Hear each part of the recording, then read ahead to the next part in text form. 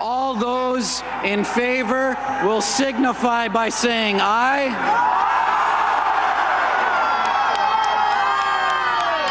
Those opposed, no.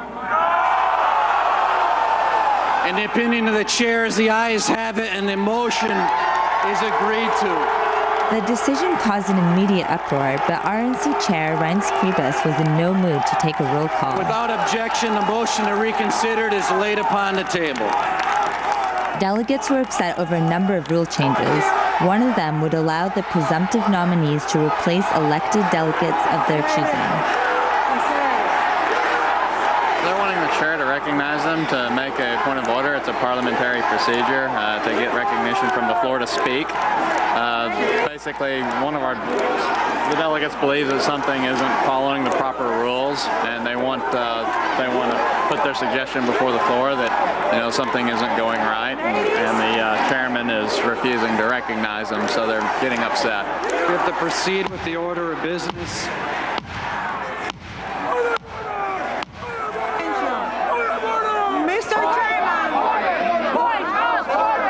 It's unfair to us. We sat here and objected.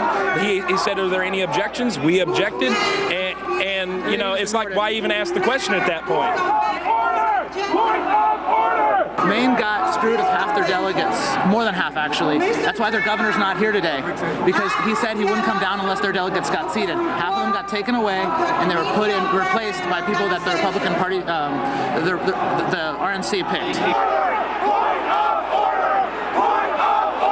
Several members of the Maine delegation walked off the floor in protest after the convention decided to replace 10 of its 24 delegates.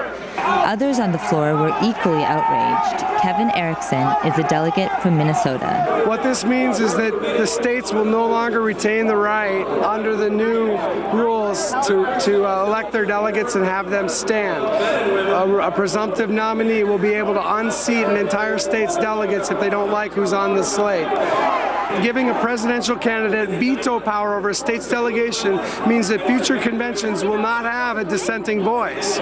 We won't be able to bring motions and amendments to our platform. We won't be able to speak for people who believe differently.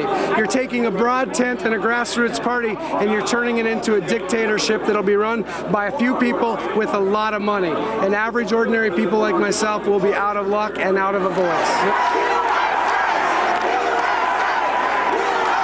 Party officials sought the rule change after Ron Paul supporters used arcane state party rules to claim a disproportionate share of delegates.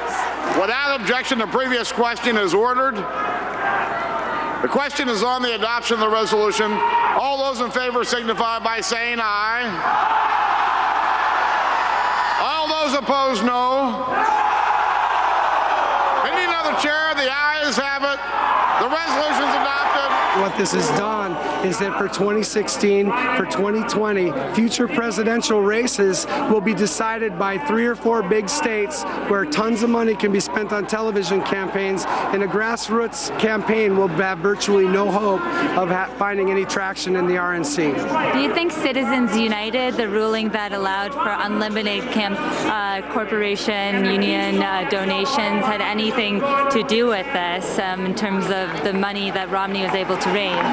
Our system, both in the Republican and Democratic Party, has completely been corrupted by too much money. And until it changes, average people, ordinary people, will not have a voice if we just continue to see who can raise the most billions of dollars and buy elections. So, yeah, I think those decisions certainly play into it, but not just on the Republican side and the Democratic side. What this means for the grassroots back home is that a lot of the libertarians, as well as a lot of the other conservative Republicans, will be very hard-pressed to vote for Mitt Romney.